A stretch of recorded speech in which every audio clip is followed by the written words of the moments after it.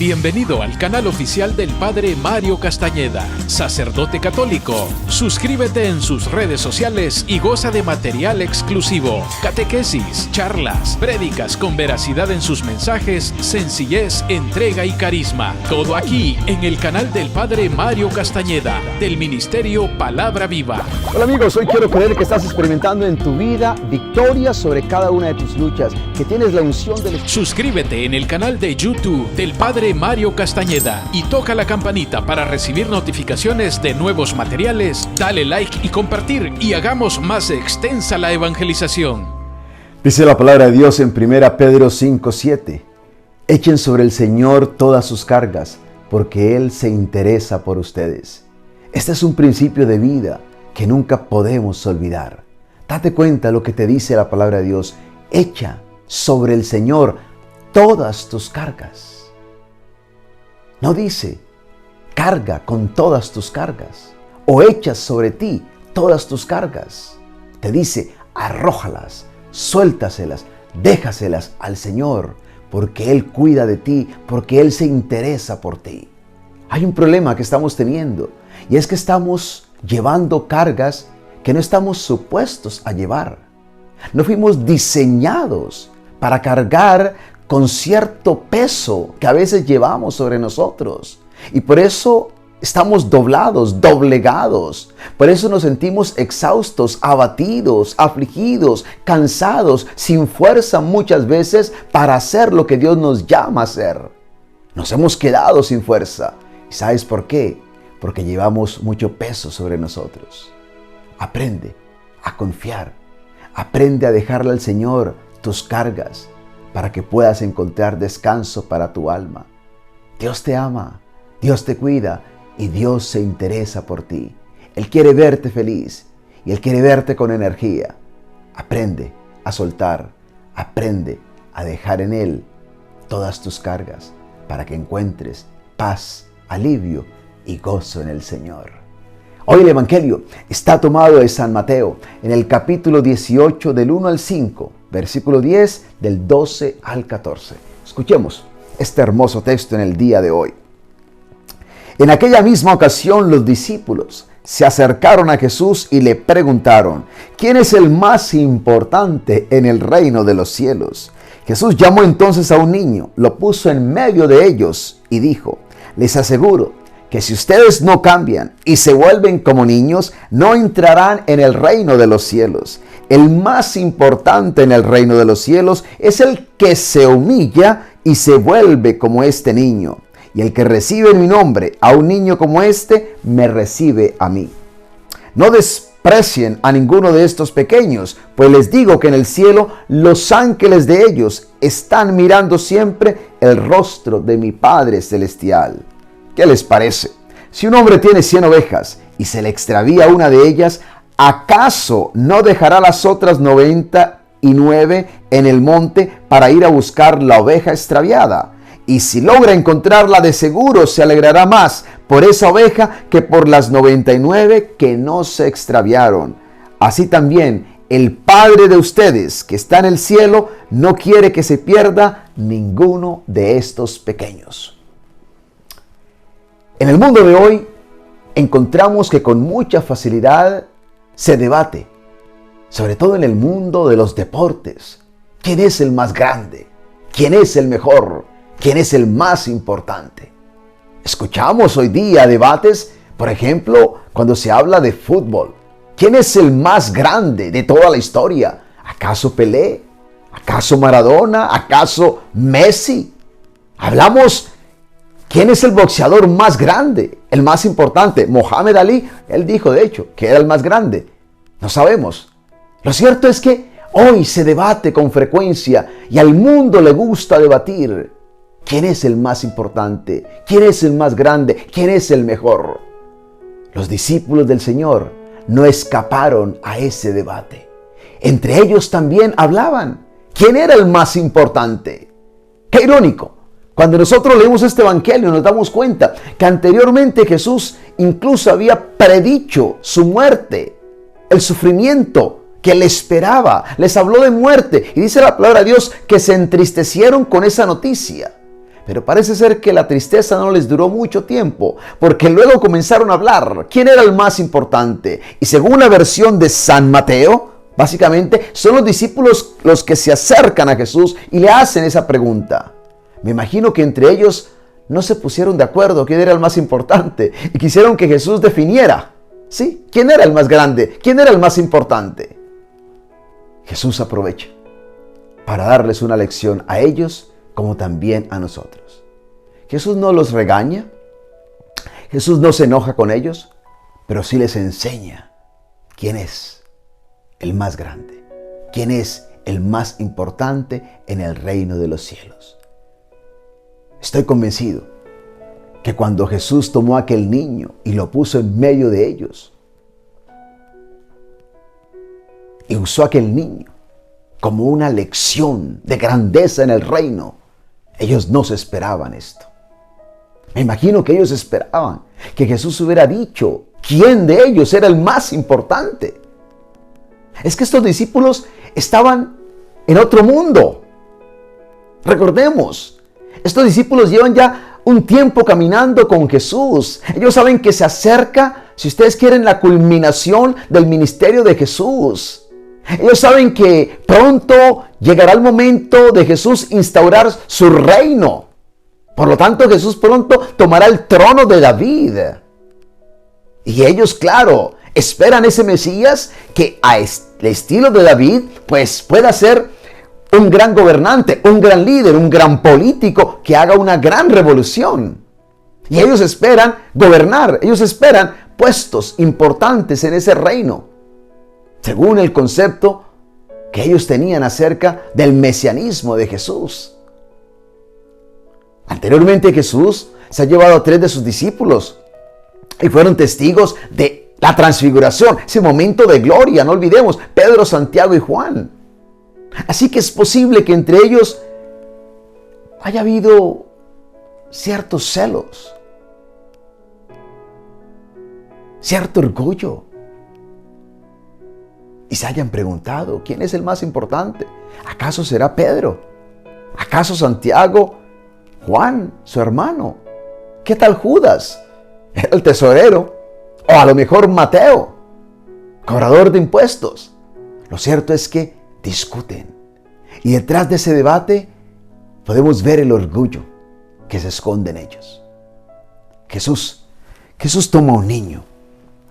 Un niño que en ese momento, en esa cultura, no tenía ningún estatus, para nada. No era ni siquiera reconocido. Los niños eran ignorados, básicamente. Sin embargo, Jesús coloca a aquel niño en el centro de este debate y les dice, si ustedes no se hacen como niños, no entrarán en el reino de los cielos. Hay que hacerse como niños. Y cuando Jesús dice hacerse como niños, no nos está invitando a hacernos infantiles, a convertirnos en personas infantiles. No, son las actitudes propias de un niño. Hacernos como niño es encarnar, si ustedes quieren, esas características propias de la naturaleza de un niño. Estamos hablando de su simplicidad, ingenuidad. Estamos hablando de la forma como los niños se comportan, esa capacidad y de pronto interés por aprender, la dependencia de los niños, la confianza que tienen en sus padres. Esto es lo que Jesús quiere ver en nosotros. Un niño sabe que depende de sus papás. Un niño confía en su papá, en su mamá, en sus padres. Un niño obedece. Bueno, no todos, la mayoría. Los niños son simples, viven una vida tranquila, una vida modesta, sin pretensiones de ninguna clase. Eso es lo que Dios quiere. Que nosotros aprendamos a vivir de esa manera, confiada, dependientes de Él, obedeciéndole a Él. Y eso es lo que últimamente nos hace grandes a nosotros en el reino de los cielos. La grandeza como la ve Dios, como la ve Jesús, es muy diferente a la grandeza como la ven los hombres y como la ve el mundo de hoy.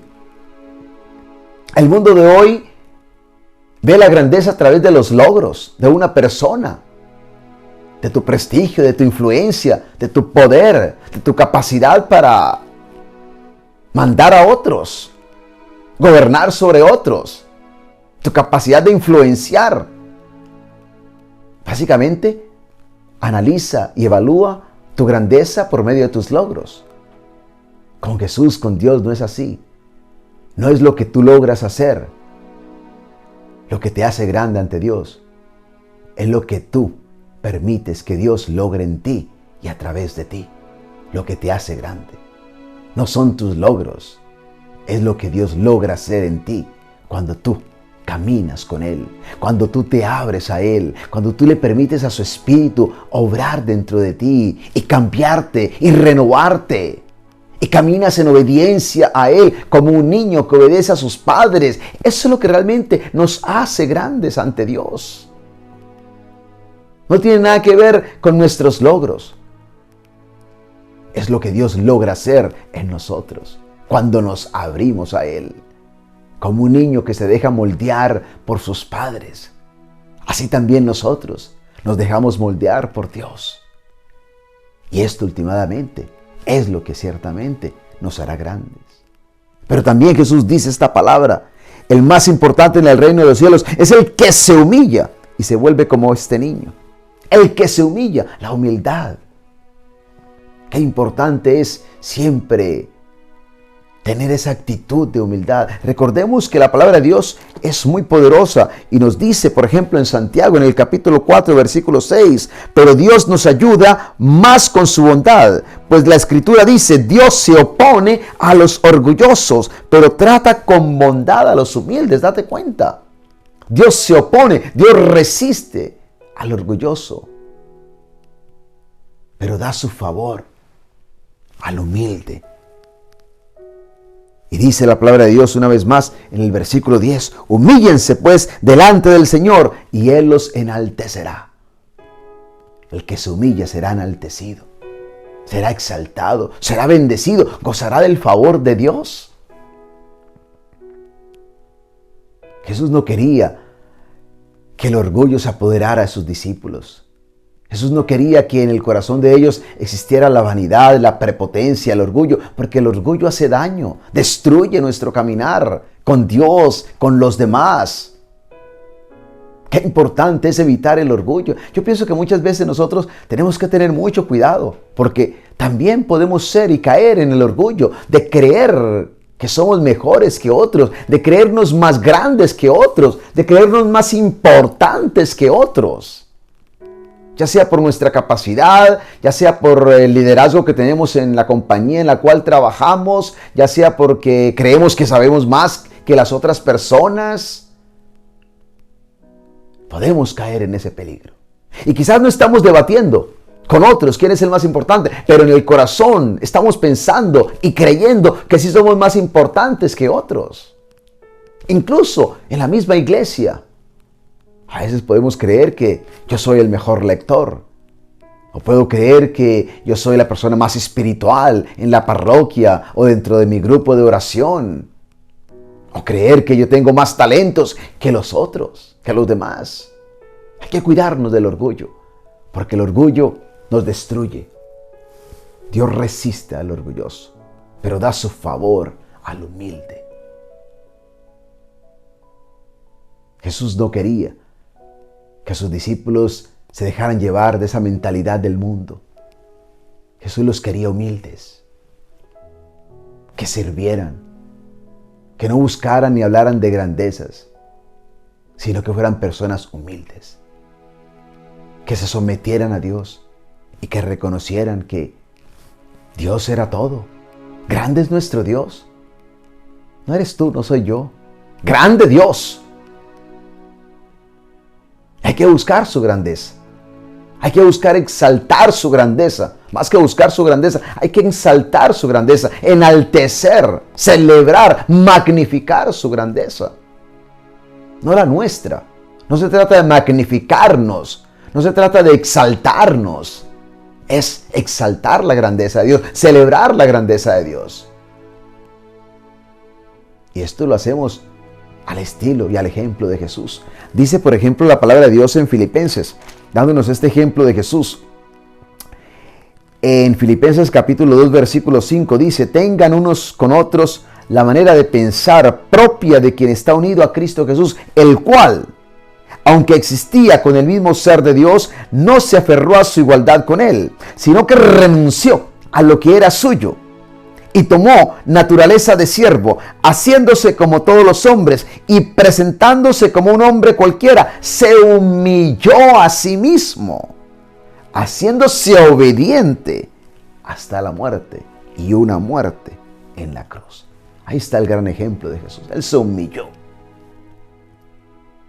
Él se humilló. Esta es una virtud que tenemos que procurar, una virtud que tenemos que imitar. Tu grandeza no está en tus logros, no está en tus habilidades, no está en la posición o en el prestigio que puedas gozar. Tu grandeza está en tu humildad, en tu capacidad para depender de Dios, para confiar en Dios, en tu capacidad para servir.